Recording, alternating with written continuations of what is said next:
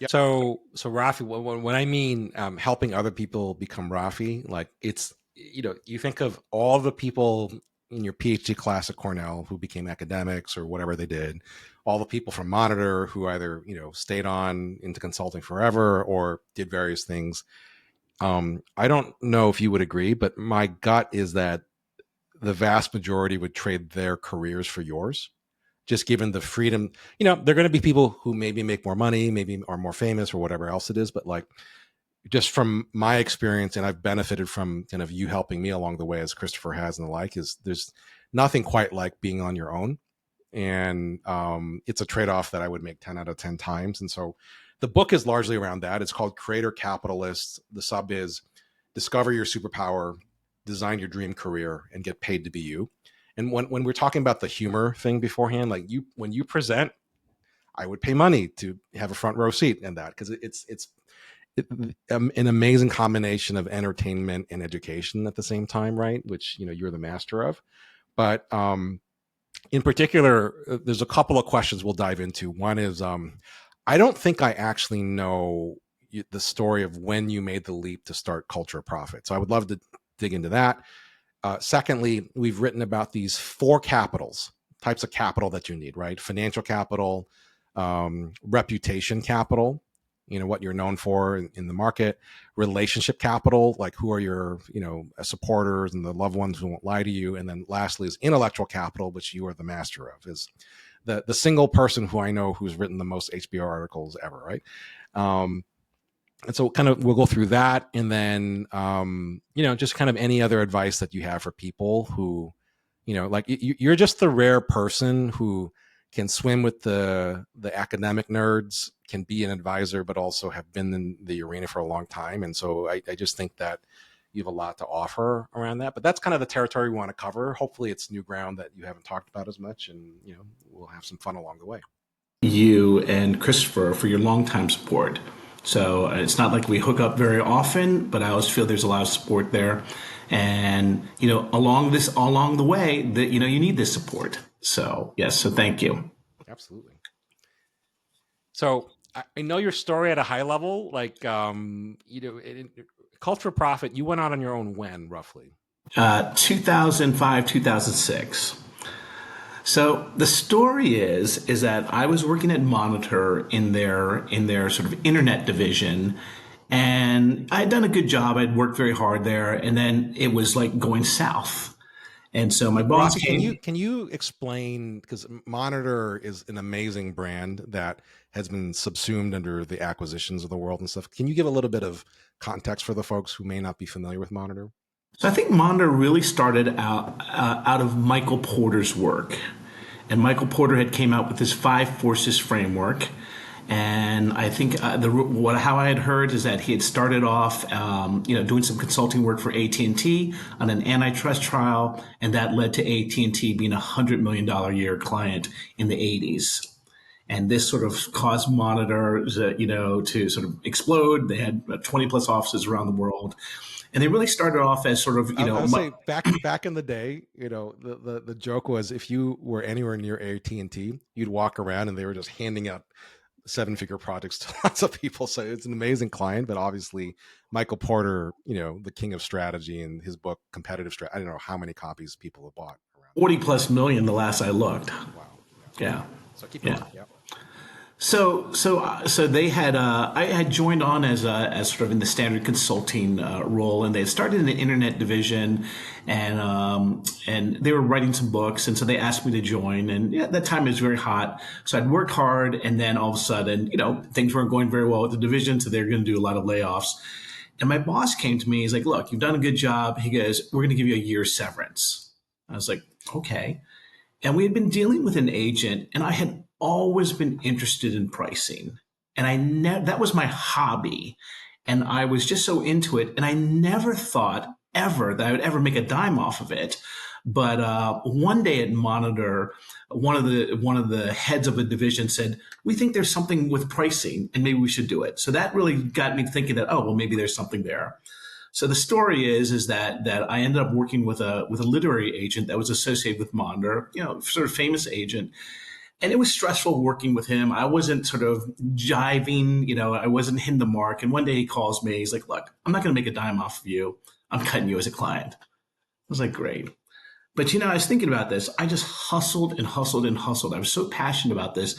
There was something on the internet where it listed all of these publishers and editors there. I was just sending out letter after letter after letter.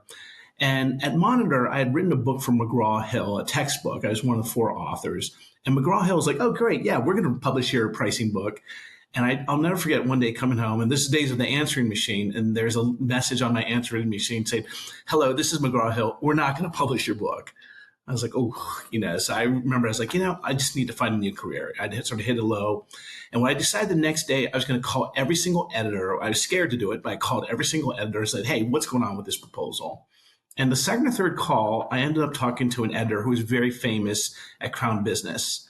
He's like, "Yeah, I actually read your proposal." He goes, "I like it, but you've structured it entirely wrong." And he goes, "So I'm going to send you some proofs of a new book that's coming out." And he goes, "Just follow the structure." And Christopher, for one of the first times in my life, I actually listened to someone else who I believed was smarter than me, and I just copied it. I copied the structure. And lo and behold, a couple weeks later, there was a small bidding war between Crown Business, Harvard Business Publishing, and Wiley for the book. And that's how it all kicked off. Wow. So, yeah. That I mean, I was curious. I was talking with Kat and Christopher beforehand of surely Rafi did pricing at Monitor and the like. So that's this idea of that this was a hobby is kind of fascinating to me. In that and so Well, like I think it's really important because a friend of mine always says, find out what you're really passionate about or really like, and find someone to pay you for it. And I was just interested intellectually in it. And then when and now I still see it. We see it all the time. It's such an important part of business. But it's this passion which drives you to really want to do more. And like I've come up with this thing in the last couple of years where every client I work with, I want to learn something out of the gig because I'm interested in it. And I think you have to have that extra interest and that passion to make yourself, great as opposed to good. you know, well, it's striking of the so you made the leap because you were pushed to make the leap, and it looked like you were jumping towards. Am I describing this correctly? As an as a author writer, but were you also planning to use that to launch a solo consulting career or Absolutely. so? Absolutely. I mean, Michael Porter was my hero. He wrote the book and he sort of started everything off of that book. So it's not an unworn path. It's a well-worn path to do it, to starting your own consulting company. I think at the end, the books have been great. I think the ongoing articles for the Harvard Business Review is really sort of what the continuity that sort of made it. What, but you know what's interesting, Rafi, is that you're exactly right that there's the Michael Porters of the world who have kind of shown the path, right? Whether it book to consulting or consulting book and then consulting as a solo person. What's striking to me is how many people who enter consulting who don't realize they still have to create their own intellectual capital, and they can't just rely on, well, I'm a Monitor person or I'm a this and that, Absolutely. and it's kind of so you had written a textbook, so the beginnings of intellectual capital, you're building it out at Monitor around pricing. You said it was sort of Well, the textbook was actually on internet marketing. oh internet marketing. And Okay, so, because that was the division that, there were some professors there who were just writing. They're like, "Oh, you have a PhD, come work with us." And, it was good. It was a great relationship. And, but that really led to the meeting of the agent and me thinking to myself, wow, I could actually do this. okay, okay, great. So you have this, and then small bidding war. This is great, and then is this still in the time frame of you have a year of severance? So you have a safety net that way, and So the funny story is, yeah, I had a year's severance, and this happened like 3 months into it. And then I called the head of Monitor. I'm like, "By the way, I just got a book deal." He's like, "Okay, well, why don't you come back?" And so they paid out the severance for the year, and then they paid me to write the book. And so, yeah, that was sort of an interesting twist on how things happened there. okay, well, I wasn't expecting. Okay, so you leave, they give you severance for a year, 3 months in bidding war, they bring you back as an expert or as a specialist, or what was You it? know what they said? They're like, we'll pay you for a year just to write your book. So that they can claim it's under the monitor banner.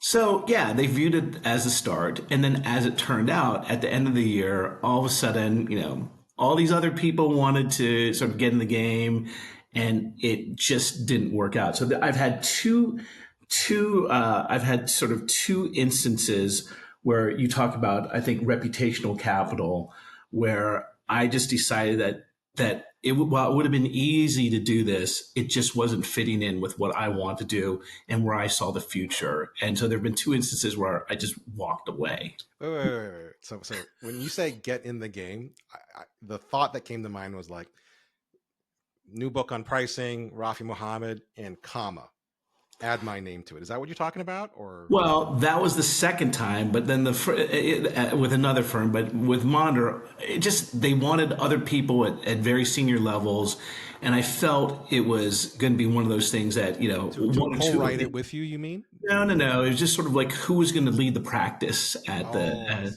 and so at the end of the day, I thought to myself, in a year, one of us are going to be standing, and I'm not so sure which one was going to be, and so that was sort of my cue to sort of move on. I'll say it's I've experienced this, and I think it happens way more than people may think. And you don't have to name names or whatever, but um, the stolen valor part of intellectual capital happens a lot in the Absolutely. name of practices at consulting firms, and it kind of makes you question, like, it kind of makes sense from a strategy perspective of put the biggest name person on the content so it'll go farther and faster, regardless if they had anything to do with it or not. But and certainly, as you were correctly surmising the odds of you being the last man standing at the top, but like there are benefits to still being under the umbrella of Monitor, but at some point you made a decision like I'm going to be my own reputation. Like, was it thought out, or were you just sick of it? No.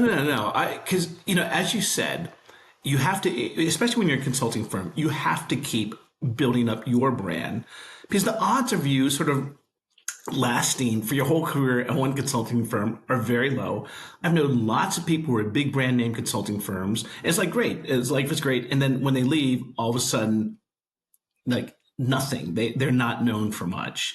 And so it was very important for me at that time. And, I remember sort of, seeing how business development was, and I was like, it's sort of, in my 50s, I don't necessarily want to be writing cold call letters.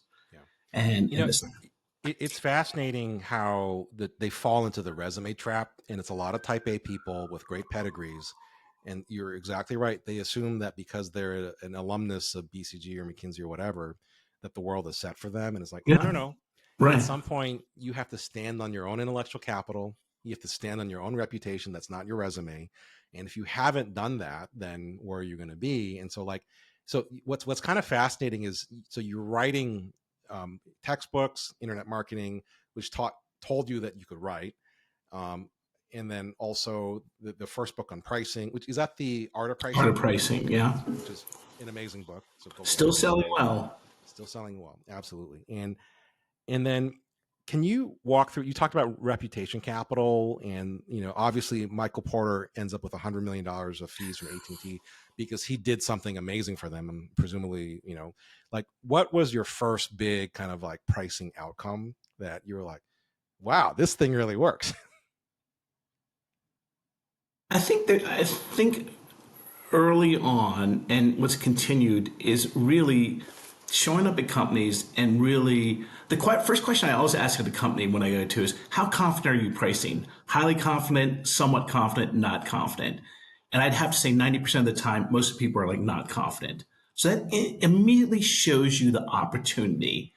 And so I think there were multiple times where just some of the basics of pricing really, really helped companies. And sort of walking out of a company. I mean, I'll give you an example. We're going to start doing some work with a company that I worked with many years ago, and what came out was they said our profits went up by 50% the first year, and then after that we can attribute another 50%. it is just an area that most companies haven't focused on. And let me tell you one other story about the opportunity. I once gave a talk for a Fortune 100 company, sort of the same talk you've heard, a little bit funnier, Eddie, over the years. And at the end of the talk, the CEO stood up. He goes, Rafi, great talk. We have 40,000 people here. We can tell you cost of the penny. We don't have one person who's focused on pricing.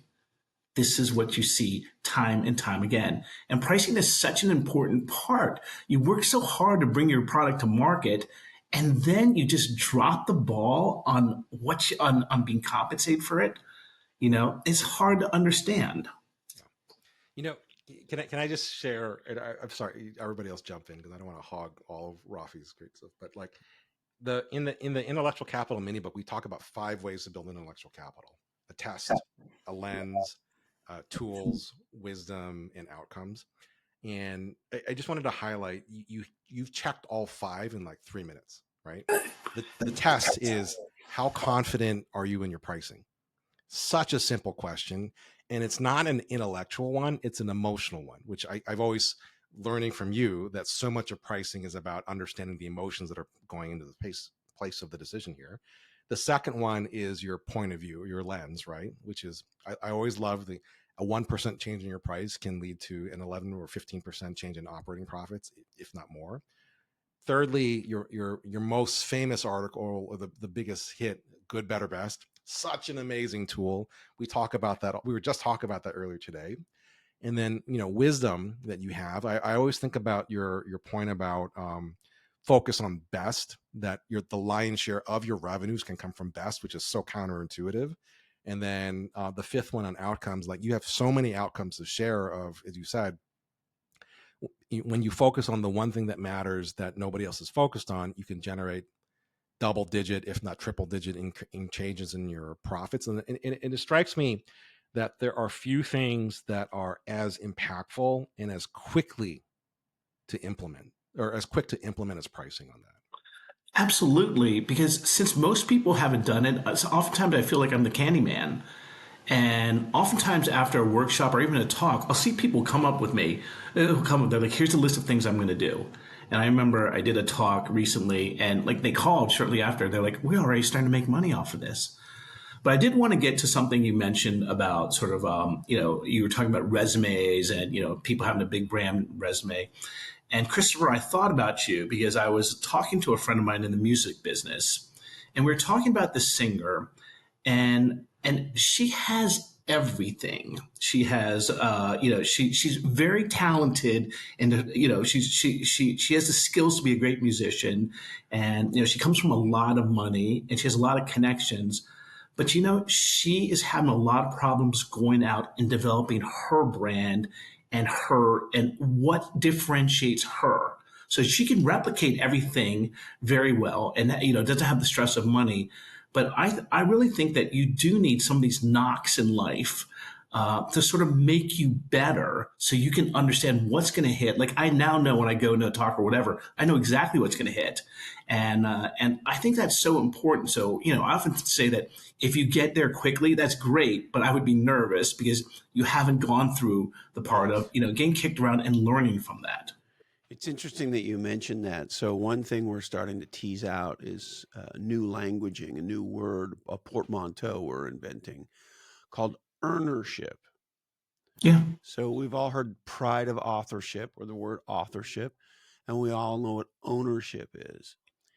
There's an interesting thing that we've noticed, Rafi, which is people who don't earn it or don't feel like they earn it / deserve it, they're not right in the head. Yeah. I think And you're one of the 100%. things that we're focused on with Creator Capitalist, we sort of got here in an interesting way, and sort of the light bulb has been turning on brighter and brighter.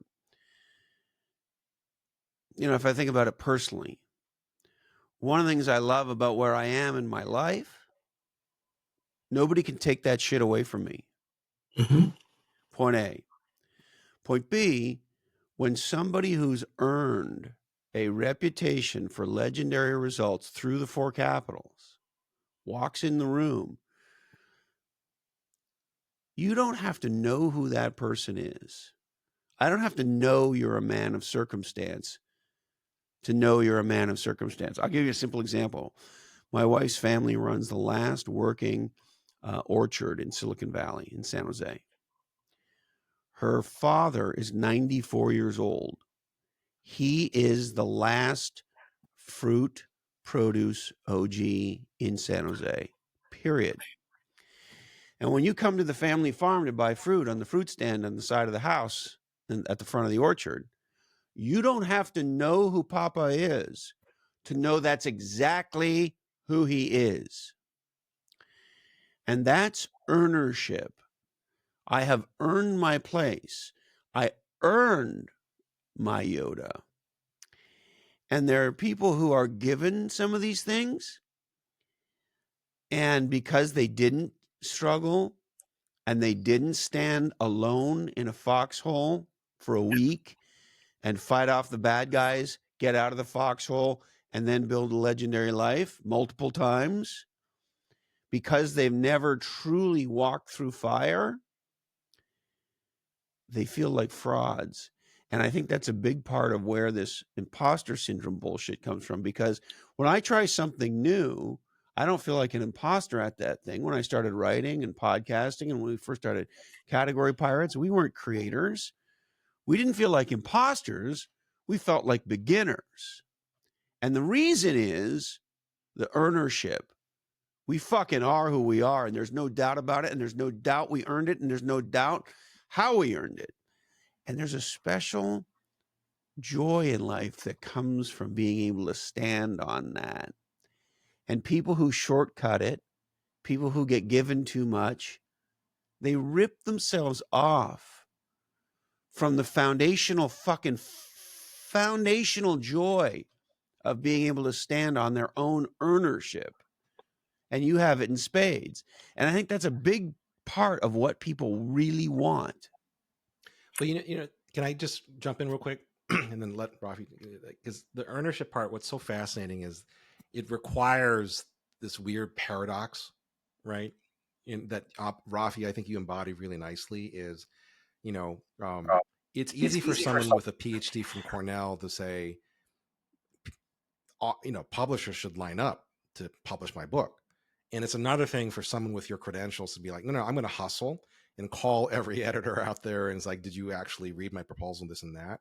And there's smart people who oftentimes do not speak simply and clearly. And you're kind of unusual that way, of somebody so intelligent who can speak so plain spokenly to the average bear out there.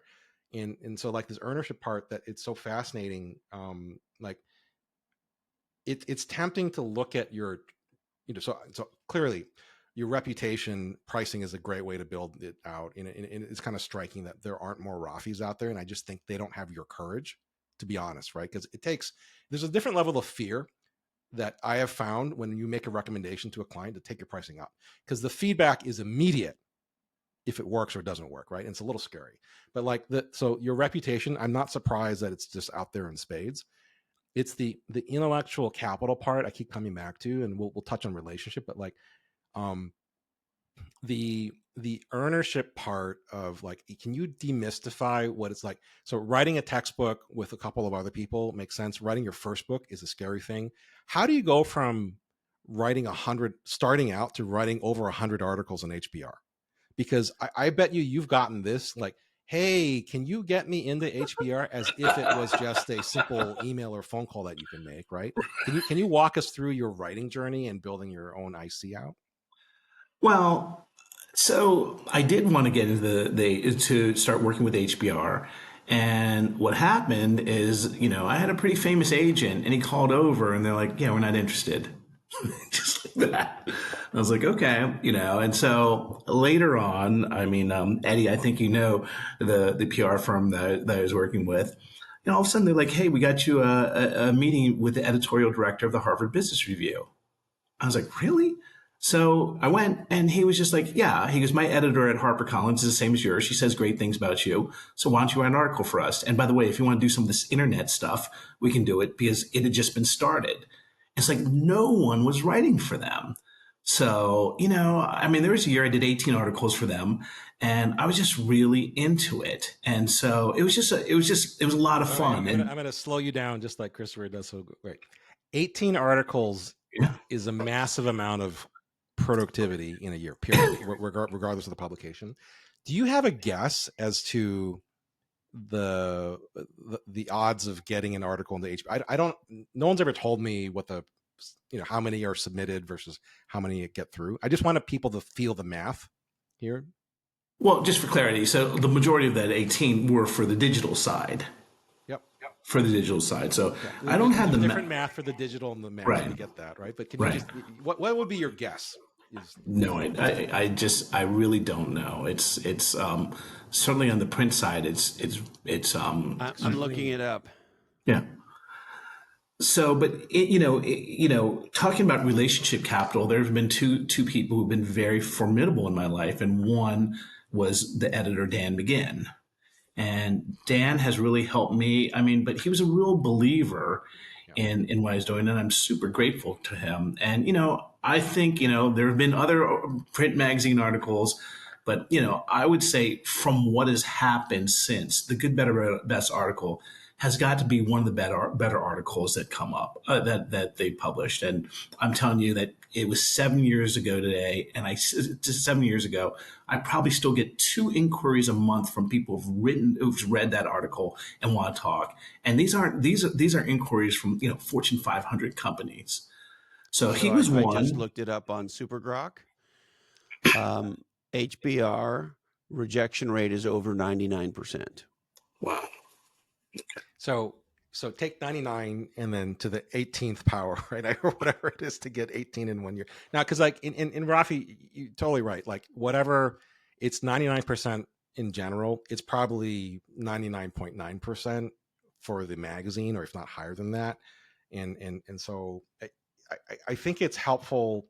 I mean, Dan is our editor as well, and he goes. And I remember, to your point about relationship capital, like my experience, this is circa 2007 or 8. I found a ghostwriter who had a connection with an editor at HBR, not Dan, someone else, right? Right. And then we had to pay the ghostwriter to get to the connection, which was all fine and good and whatever, right? And it was just rejection after rejection after rejection, and the feedback was, yeah, we wrote about that 37 years ago. Thank you very much. Right. And it was just this old, I won't say the name, this old dude who had been there forever and was just like, whatever, man. I think it was probably the same guy. Same guy. Right. Yeah. Right. So there's an element of persistence that's required when it comes to creating intellectual capital. Your hustle to reach out to the editors and this kind of the willingness to tolerate rejection. And then this goes back to I hate to interrupt you, Eddie, but this goes back to the earnership thing. One of my favorite TV shows is Shark Tank. And I didn't watch it for years because I thought, why the hell would I want to watch that? This is sort of my business. This is my world. Why would I want to watch it? Well, it's turned into one of my favorite shows because for the same reason I love doing this work. I love being around and supporting people who want to do the exponential legendary, right? The exponential different. And so Shark Tank makes me happy. Anyway, long story longer, I was watching a rerun of Shark Tank yesterday, and it was this gal who had a very successful college basketball career, and she invented a device that you put, I think it's on their top 2 fingers, to help get the arc of your fingers exactly perfect to throw the ball and score the hoop. Anyway, she applied for Shark Tank 15 times. They said no 15 times. And they were all still about to say no because it was still too nichey. And in the end, she got 2 sharks after 15 times, right? And so there's a expression that sort of came out a while ago that you don't hear very much anymore called stick-to-itiveness, which I think is a fun word, right? And it sits with earnership to me and tenacity. And when you apply 15 fucking times and they say no to you and you get on and you're on the verge of not making it and then you take down 2 sharks, that's what we're talking about. And the pride and the joy and the achievement of that is not like, oh, I I just happened to buy a lotto ticket, and wow, isn't it awesome? It's not the same. It is not the same. Which is probably, I'm guessing you get this, Rafi, is like, I don't know, fairly regularly, someone that I don't know, a lot of people that I do know will reach out and say, can you get me on? Right. And I'm like, I don't think you understand how much rejection you have to, and actually that's my response is like, are you committed to the craft of writing or not? Because that you have an article, which is largely a commercial for whatever you're trying to promote most of the time, right? It's just unlikely to get through unless you're committed to failing and getting the feedback and optimizing that and stuff. And so like and it's just kind of interesting to think about your writing career, Rafi, just because writing a textbook and then versus writing a business book versus writing an HBO. Absolutely different. Absolutely, you're absolutely. So, two stories on relationship capital. So, let me address what you just said. So, after I had got the big book deal, Crown Business, I wrote it and I sent it to them. I remember this distinctly. Getting a FedEx. I started looking through pencil edits. Then there was a 7-page letter that ripped me to shreds. And I remember calling my agent. I'm like, are they going to publish this book? And he goes, you're lucky to have an editor like that who actually took the time. So that's when I realized, and this goes to something that I used to think I could do everything, but I now finally made the realization there are people smarter than me in other areas. And I actually brought on an outside editor who, in fact, I'm having dinner with tonight. And he was just so good. And he really helped me. So that's the one thing is about relationship capital. And then, we call that one loved ones who won't lie to you, which is a 7-page ripping you to shreds. So important. You're right. It was very important. But the other story I did want to tell you was you talked about sort of the storytelling and everything. And it brought me back to my PhD days. And so when you go in the job market, you go to a hotel, you interview with all these people, and you have to give the pitch on your article, on your thesis. So I remember sitting in one of my professor's office, and the most famous professor in the room he's like, this is terrible, absolutely terrible. And I was like, oh man. But then this guy, a friend of mine, he really helped me. And then this is unheard of. So I actually had a job interview with Wharton. And so we're in this big suite, there are 10 people, and my friend had helped me craft the story behind my dissertation. At the end, everyone stood up and clapped. And that was unreal. And so it does go about the people who believe in you and who help you. How do you know it's going well? Huh? How do you know it's going well? When you present the dissertation and everybody stands up and claps, that's how you know it's going well. Exactly. Then I got the call out to Wharton. It didn't go that well, so I didn't end up there. But it's for a good story. Well, anyway, two sidebars. Can I give people an example? Because I've heard you tell this, like, because it's so important, the ability to do, because we've talked about it, to be able to think and create new intellectual capital, to be able to write it totally different, to be able to speak it and communicate it. Do you mind telling your Tom Brady umbrella story, like the way that you pitch that? Well, so which version are we talking? Pricing inelasticity about umbrellas and Tom. I forget. You did something that just made everyone laugh.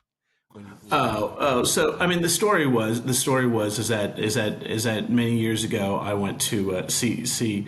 I had a backstage pass to see the Eagles, a guy named, and so afterwards I went backstage. I got to meet Don Henley. And Don Henley, there were a lot of people waiting in line to speak with him and everything. And I certainly wanted to talk to him because, when I grew up in Cincinnati, I think I heard Hotel California every 15 minutes of my life. But when I got to the front, I knew that Don Henley. On a dark desert highway. Yes. Christopher, did you go to the Sphere to see them? I did not, and I don't know why. I must have been not paying close enough attention. I didn't even realize they were there. I saw they added new shows in September, so I think we need to have an expedition. Back in September. They are, yeah. All right. So are the tickets on sale yet? Do you know? They are, yeah. They just added 4 shows. I'm sure they'll add more. But the notion is that when I got to the front line, I said to Don Henley, I'm like, you and I have something in common. He's like, well, what's that? I'm like, we're both interested in pricing. Because the Eagles, as you'll remember, when they reunited in 1994, they set very high ticket prices.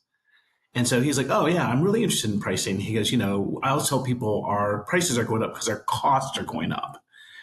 I was like, well, we were sort of friendly and more on my terms. I was like, well, actually, Don, that's the wrong way to think about pricing. And I told him the simple umbrella story. The umbrella story is that street vendors in the middle of Central Park, the minute that it looks like it's going to rain, they double the price of their umbrellas.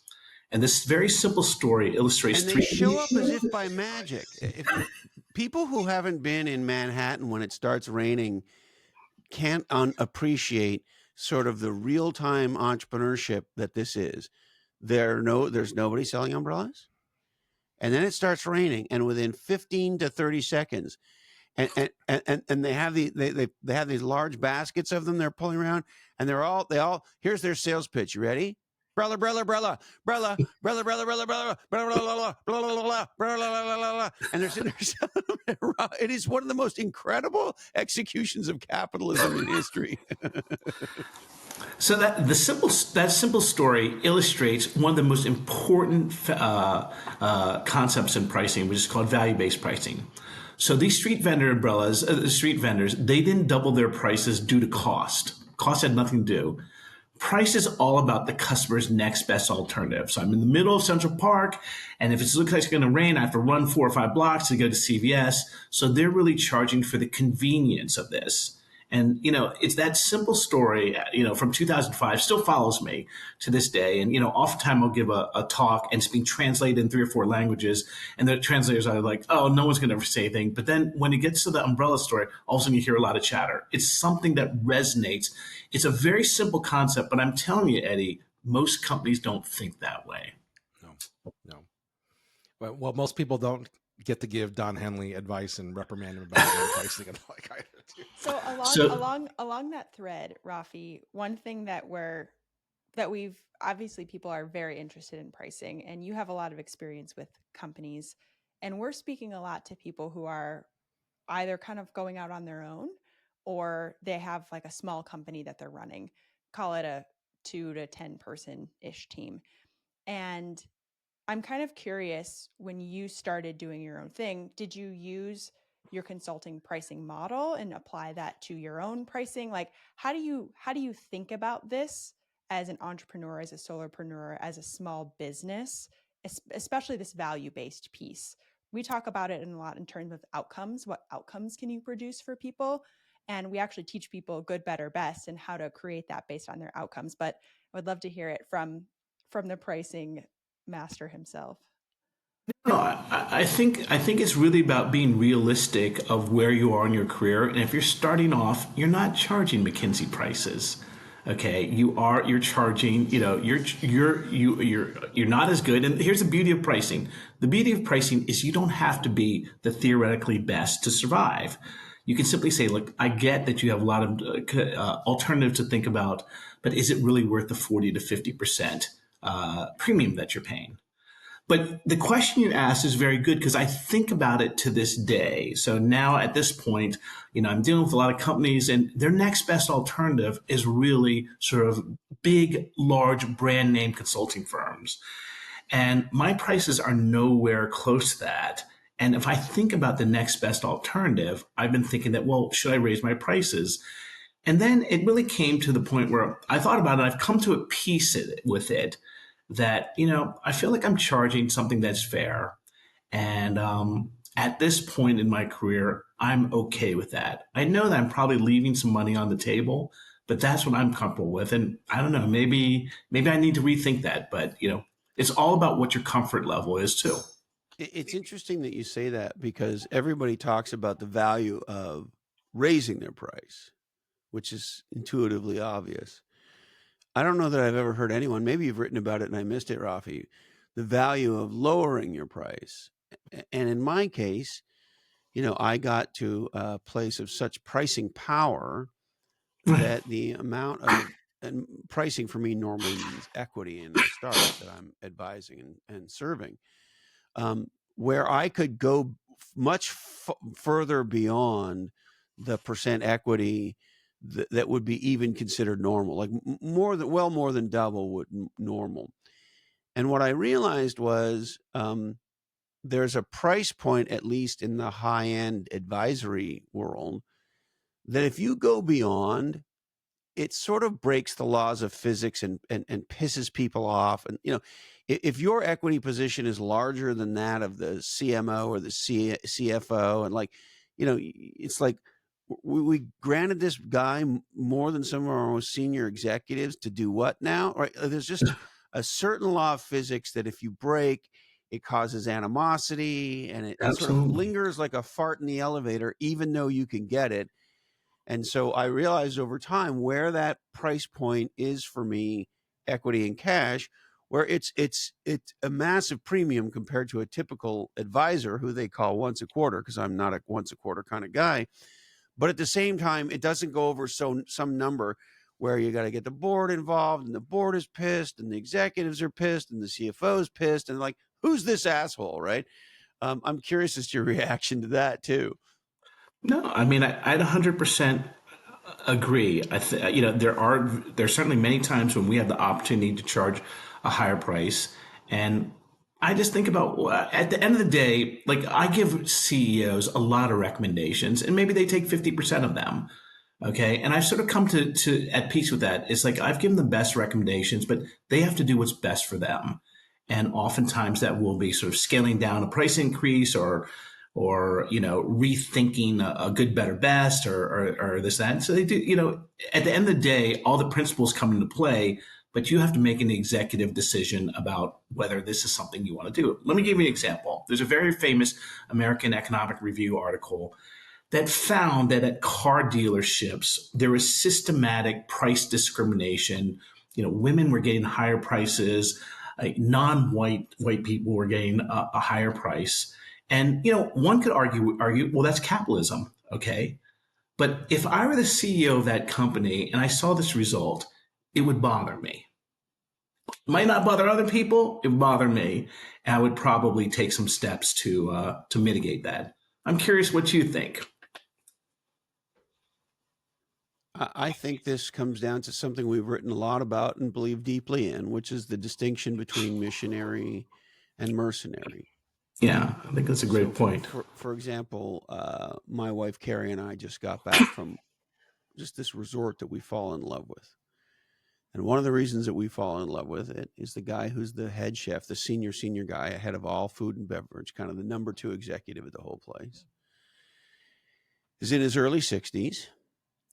And he is absolutely positively in the top 1% of chefs on planet Earth. He was mentored for 10 years by Thomas Keller. He has been the coach of there's several international cooking contests that are like the Nobel Prize of cooking. He's been the coach of the American team multiple times.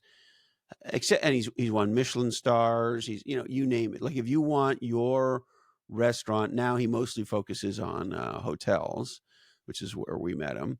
If you want your hotel to get a Michelin star, you hire Chef Robert. And so this guy will go above and beyond for people. And it's a heart-based thing. Yeah. And do they charge a lot? Yes. But at the same time, they throw in lots of Scooby snacks, and they treat people incredibly fairly.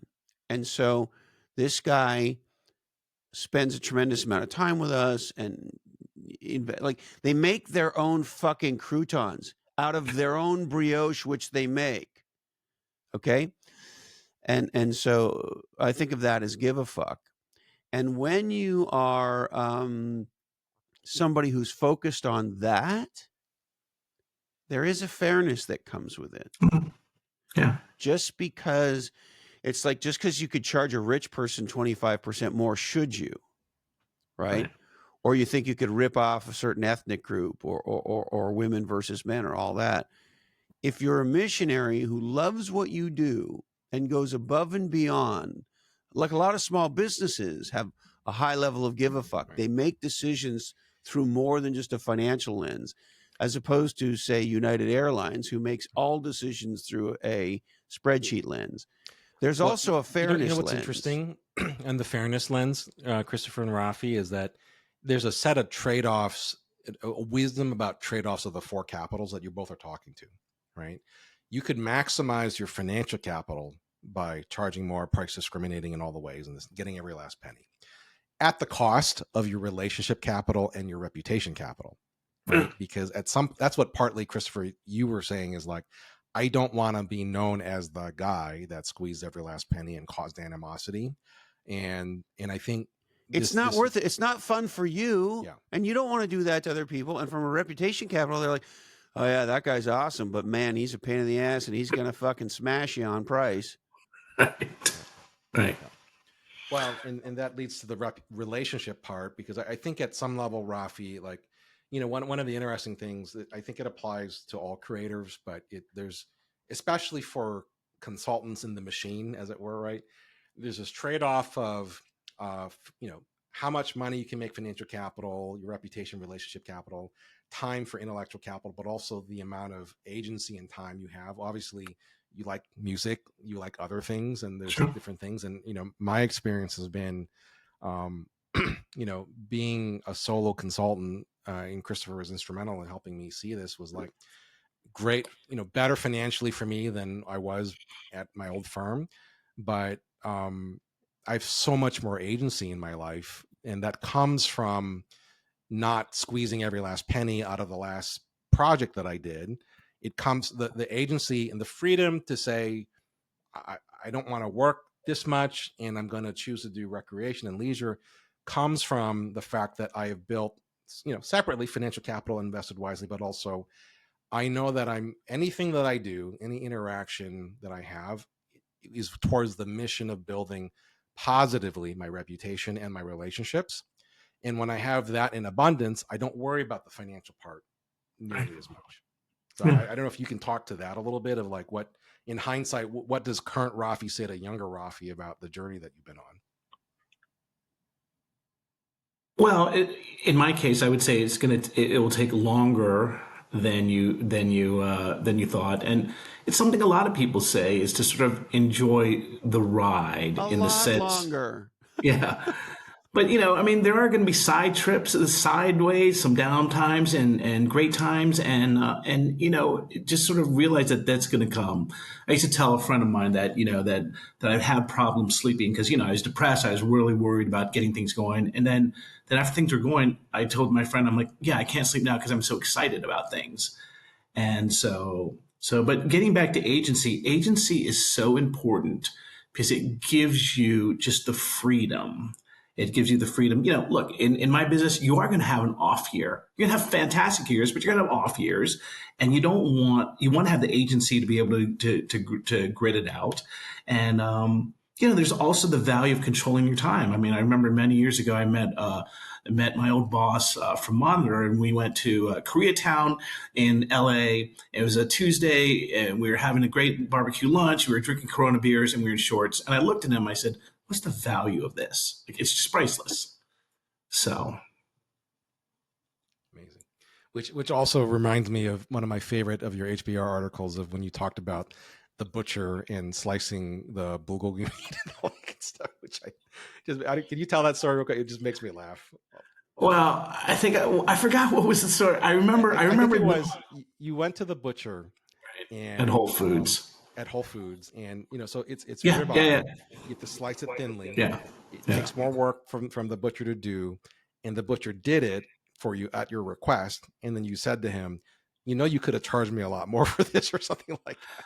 Yeah, no, I remember that story exactly. So at the end, and this is where people drop the ball on price all the time. So at the end, I was like, "Hey, I just bought a lot of meat from you, like 50 pounds. I'm like, can you give me a discount?" And the guy, not only had he spent all this time cutting it, he's like, "Okay, yeah, I'll give you a 25% discount." And this is what I see time and time again. People are so lackadaisical about giving discounts when they don't understand what they're giving away is really the top of their revenue, which is their profit. And I see this time and time again of people just giving it away. And I always tell Depending people on to the stay type on. of super, like we have a local butcher, an independent guy who was the head butcher at Whole Foods. He got downsized out during COVID. He always wanted to go solo, and he did. And he didn't start a business. He's transformed the way a community eats. we're in there 2-3 times a week. My wife will call me and say, hey, I'm going to go to Tim the Butcher. What are you feeling like? And I'll say, well, go see what he's got going on. Right.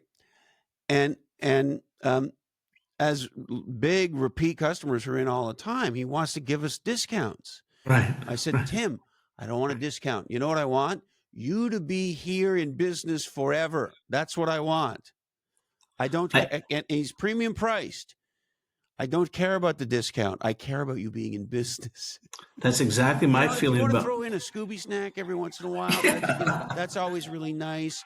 And they do, they say, oh, we just got these in, and they'll give you a little bit to try. The other day, scallops by way of example, and my wife hadn't really made many scallops in her life, and one of his butchers is explaining the scallops and how you cook them, and you do this, and they're real easy, and they cook fast, and they taste great. And so he says, let me give you, I don't know what it was, maybe half a dozen scallops to go with whatever it was we were buying, and go give it a try. Well, they do that shit all the time. Well, now, of course, we're buying scallops all the time, right? So A, is it radically generous, of course, and B, now we love the scallops. But the point being, rather do a little bit of that to deepen the super consumer relationship with a super who doesn't, in this case, and I know it's maybe not usual, doesn't want the discount, wants to make sure you're highly profitable and successful and don't fucking go anywhere and don't shut down. It's interesting. So I have a barbecue guy who's just like this. I love this guy. He's a great barbecue guy. And he always has like a Yelp discount or this type of discount. And one time I told him, like, yeah, I just want to be clear. I never use those discounts for you. I'm like, I want you to succeed. And the funny story, Eddie, is he called me right around Christmas and he goes, Rafi, I've got to raise my prices. He goes, brisket and everything. And, it was going up. And so it was interesting. The first thing I did was I talked about the umbrella story. And I was like, look, your prices are even lower than McDonald's. Why would you be worried about that? That's the customer's next best alternative. It's interesting. Then he wrote this folksy letter on Facebook, and people are like, you're cheaper than McDonald's. But what was interesting about it is that we created value bundles. And he later said to me, he goes, it's been a huge success, but he goes, you know something, that just energized us. And so it was interesting how the bundling had really energized him. And then it's interesting, there's a barbecue place close by to where I live. He's about an hour away. And I noticed that they immediately started offering bundles too. I wondered if they were correlated. But yeah. The interesting thing about this, I think it's very true for small business, solopreneurs, independent creator capitalists. And it's also true for tech startups. When you're an early stage company, yes, do buyers want value? But if they buy into your point of view, your vision for the category, your vision for solving the problem, and they see what you're doing, they go, oh my God. There's an interesting thing that is under discussed, which is people who, it's like bands, people who are early adopters of stuff want the stuff they early adopted to succeed, right? It's like, oh yeah, well, that musician's really popular now, but I heard the first demo tapes that were out on the internet that nobody heard, and I loved her from the first time. And I'm one of the OG fans of this music, right? And it's the same thing with businesses and people. It's almost a way for people to scratch their own entrepreneurial itch, right? I feel like I'm part of my butcher's business. This resort I was telling you about, I'm an advocate for the resort and for Chef Robert and for what they're trying to do there, as though I had ownership in it, right? And so that connection is a very real thing that particularly supers feel. And if you think about a Rafi or a Category Pirates with sort of solopreneurs, creator capitalists who are smaller businesses and even startups, customers feel like buying in you is an investment in you. And that's the part that I think is so important for every creator capitalist out there who wants to be a Rafi or their version of Rafi. Like this podcast is so incredibly important. And you just Google HBR Rafi Mohammed. You'll just find the litany of things to read. But like the part that's so powerful, and why I'm just so delighted to talk to you again. We don't talk enough. We should just talk more often. But like I reference you so often that I think for creator capitalists to understand, even if you're not going to be a pricing consultant, you have to read and consume Rafi stuff in books, because you will getting your pricing right could make or break your business. Number one. But let me get to Katrina's point about good, better, best. And it tags on Christopher's. Best goes back to the super consumer. There are a lot of Christophers out there who are just like, yeah, I love the butcher, I love the chef. And you'd be surprised, I think, a best, which is priced 35 to 70% higher than your regular product, I think you should be targeting 30 to 40% of your customers in that bucket. And these are people who are just diehards who love you, who want to support you, but also they see incredible amount of value. I mean, Eddie, you hit it right on the nose with the super consumer book. And there are a lot more people out there. I mean, this has been the biggest shock in my life is how many super consumers there are out there and how they're willing to pay. And by giving them this option, they'll be like, great. And when someone buys from you, they're in essence saying to you, look, I looked at your better and your good, but I think that best gives us the best value. Yeah. Yeah. And I'll give you one last example. I know I might be going over, but I'm passionate about this. It was interesting. Allstate offers good, better, best for their insurance, and best has several types of accident forgiveness. And I thought it was really interesting when they came out. It's been a huge success for them, but the state of California initially banned best. And the reason they banned best is because it was too profitable for Allstate. And I said to the guy, I'm like, no, wait a second. I said, you're giving customers the option of best. They can take better or good. And they've decided that best offers them the best value, no matter what your profit margin is. And the guy just sort of, he shrugged his shoulders. He's like, it was very frustrating. It's funny because I think I mentioned to you, my old firm, the Cambridge Group, worked on the strategy for Allstate's Your Choice Auto, and it's based on this the super consumer, which was so fascinating. Is there are I'll let Christopher self-select where he falls into this bucket, but there are great drivers and there are poor drivers, right? And Christopher, I'm convinced is a great driver, right? There are two types of great drivers. There are some great drivers who are just skilled at driving, and there are some great drivers who are just extremely disciplined and safe and cautious. People can figure out which of the two great drivers Christopher falls into. But the irony of the great driver who is safe, disciplined, does not speed, does not take risks, is that the entire strategy of Your Choice Auto, if you've seen Dennis Haysbert talk about it in commercials, like they've marketed it up the wazoo, and it's been incredibly successful for them, was there are great safe drivers who want to be recognized for their great safe driving and will pay Allstate a premium to be recognized. They will pay a super premium price point for auto insurance, which by definition, they are not going to incur much of as a claim because they are good, safe drivers. But they would like to pay a premium for A, being recognized, I'm a good, safe driver, B, that you're going to give me features that I only can get, features including accident forgiveness, Right. which is, when we had done the work for Tom Wilson at the time, it was like the actuaries had a revolt. They're like, you want to forgive accidents? What, are you crazy? That doesn't make any sense. But like, no, you have to understand this is targeting a super consumer who is far less likely to get into an accident, who is going to pay you a premium for the privilege to have this feature that they will never use. Right. If that's not a super consumer story, that's I don't know what is. But like, I think that the story that you just laid out illustrates to me the intersection of supers and good, better, best and category design is that the easiest way to design a new offer or a new price point or a career as a creator capitalist is to start at the best price point with your supers, because they are so forgiving, so invested in your success. Then if you get it wrong, they will tell you and you can fix it, and they won't care because they are happy that you got it right. And that this whole notion of as a creator capitalist, you got to read good, better, best. You got to think about niching down your category design into the best price point and design the optimal super ding dong offer for whoever that is.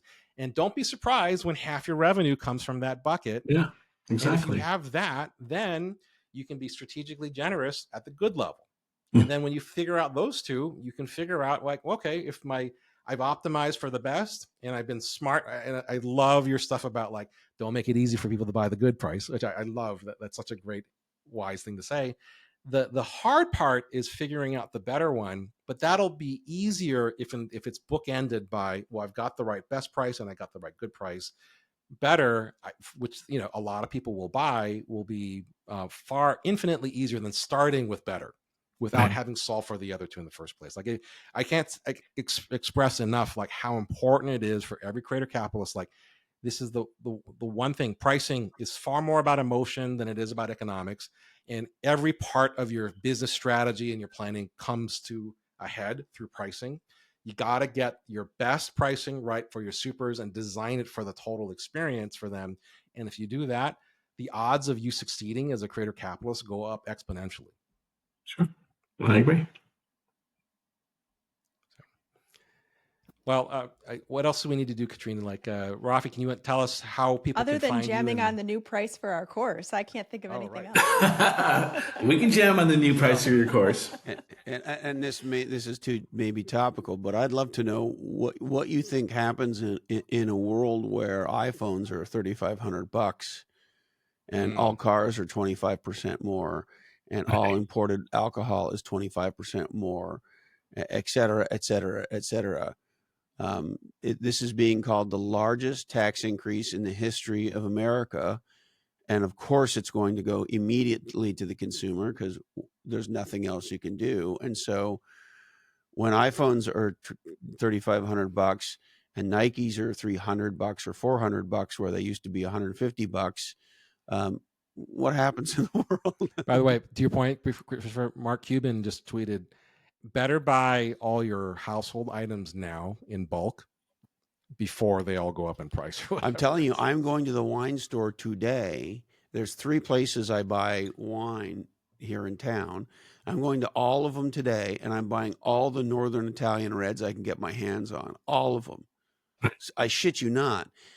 And if you're in the import business, and it turns out everybody's in the import business, so I'm just curious, Rafi, how does the largest tariff, aka tax increase in the history of America, look through your eyes? Well, I think it's going to be very bad for the economy. And so the question is, which way are we going on this? Is it a negotiation? So I did see that Trump tweeted that Vietnam immediately has called him and said, "Hey, we'll take off all of our tariffs." And so if it goes that way and we get into a tariff-free world, I mean, that's great for the U.S. because that's just going to make our products more attractive abroad, and it's going to stimulate demand. Okay, but if this is a fundamental shift where we have voted for someone who thinks that that the United States, it should be protectionist and everything should be built here, and then I think that's problematic. And so the question is, which way is it going to go? I think it's a negotiated stance. He wants. I think when you really unpack what's going on, and it's just my assessment, but having done a lot of reading, that there is a tariff component of this. And you may say there's some validity to some of the playing hardball. Maybe there is. However, 2 things are also true. Trade imbalances are not necessarily wrong. My favorite Italian restaurant, 4 blocks from here, I have an extraordinary trade imbalance with them. It's many thousands to 0. Right? And the reason I have such a trade imbalance with them is because they provide a tremendous amount of value to me. And it turns out that I've fallen in love with them. And when they reach out to me for business advice, as they have in multiple situations, including a sticky legal situation they were in about a year ago, I didn't charge them because I want to help them. Right. So even in a situation where I could have applied surge pricing to my massive business acumen to help my favorite local Italian restaurant, I didn't do that. So radical trade imbalance, not a problem necessarily. And the other thing is, we don't want to make everything in America, because if we do, we're going to have $3,500 iPhones. Right. But I think the question is, and it's a fair question for us to be asking ourselves, is that should we tolerate, our trading partners having tariffs against our goods? Like, why? I think in general we want a fair trade, right, versus free, and fair is a subjective thing. And I think where Trump is right is he says, well, there's a lot of European cars and Japanese cars in the United States, and there's not very many American cars in either one of those regions. Right. And so there's some validity to some pushback on that. The question is, are you willing to increase the price of everything in America by 25%? Because you think, so I think he's actually partially trying to negotiate trade deals. But I absolutely think so. I think he wants to remake the U.S. economy. I think if he thinks that we should be making iPhones, which is what I fear he thinks, we might be in for a very long, rough ride here. I would agree. But I mean, but let me ask you something. I mean, why should we tolerate? It's a question. It's not my position. But this question is like, why should we tolerate, for instance, a tariff against U.S. cars in Europe or China? If we're not tariffing them. Why would we ever agree to that? 1,000%. Yeah. No, So I mean, there's a But lot what's of happening here is way worse than reciprocal tariffs. It's not even close, because he's factoring in the trade deficits with the tariffs as though they were one thing, and as though trade deficits are always bad. In some cases, you can argue trade deficits are bad, but to my point on my local restaurant where I have an extraordinary trade deficit, it's because I get value from the trade deficit. You know, I go back to Rafi, your thing about a 1% change in increase in price can lead to 11% more of operating profits. Like the one theory that I've heard that makes the most sense, but it probably means a lot of uncertainty for the next 6 to 9 months, is that there's, call it $6 trillion of debt that needs to be refinanced short term out of 36 trillion. And that if by, you know, again, how intentional or not, by leveling tariffs and therefore slowing consumption and therefore pushing the economy closer to recession, and that will have a deflationary impact. So inflation will come down, and it should take the 10-year treasury bonds lower, below 4, which it's cracked 4%. And so, I haven't done the math on it, but people are saying, like, if you can refinance, $6 trillion of short-term debt at a lower rate, that could be tens or hundreds of billion dollars of interest payments. Now, once that is taken care of, like, I don't know how far, I don't know if there's another tranche of $6 trillion that's coming and whatever else it is, but I would say all the classes I took in college, like, are now like, oh, this is like real stuff. And we're going to see who's actually right about all of this, because there's a lot of theory, but I don't think we've ever had kind of real world data for 100 years as to what'll happen. But the two things I would say is that now President Trump is jawboning Powell to lower rates. Yeah. Okay, that's the first thing. So that would sort of add into what you said. And the second thing is, how long are Americans and the Republican Party willing to deal with the economy sort of faltering? Yeah. And you have to think about that too. Right.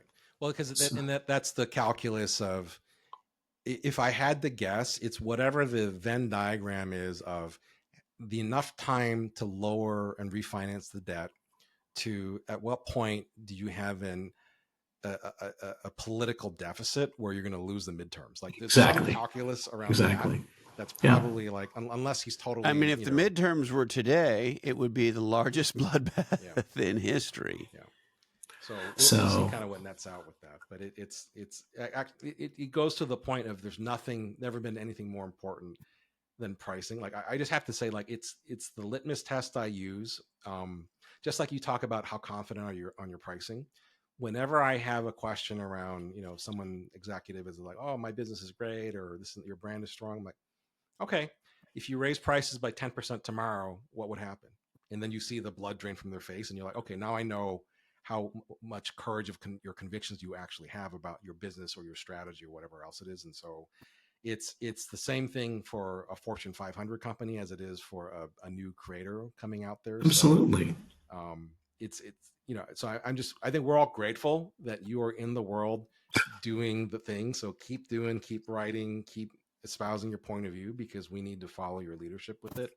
And, the largest companies to the smallest entrepreneur will all benefit from, learning from your intellectual capital, Rafi. So, and I guess maybe the last big thing I'd like to ask you, Rafi, is to go back to earnership. So you went solo in the early 2000s or mid 2000s, right? Early, yeah. Yeah. You are the category king of pricing. I mean, it's undeniable.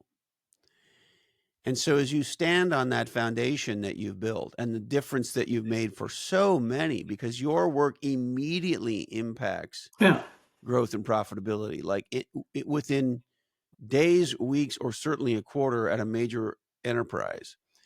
So just tell me what it feels like to stand on that decades after making that decision that you are the category king of pricing. Well, it's the greatest feeling, but it goes back to the mission. And when I hear statements of, we boosted profits by 30 to 50%, it just makes me happy because I've helped the company survive. I've helped them, continue on their mission. They can invest more in creativity. And I don't know, it's the happiest part of my job to hear those types of results. So. And hopefully That's this will why we all help a want to be bunch of Rafi. people get their own results. Yes, and exactly. Apply a little bit of that wisdom to their own business and their own careers. So we should do this more often. And Jam, I really enjoy speaking with everyone. And I'm going to stop the recording just so we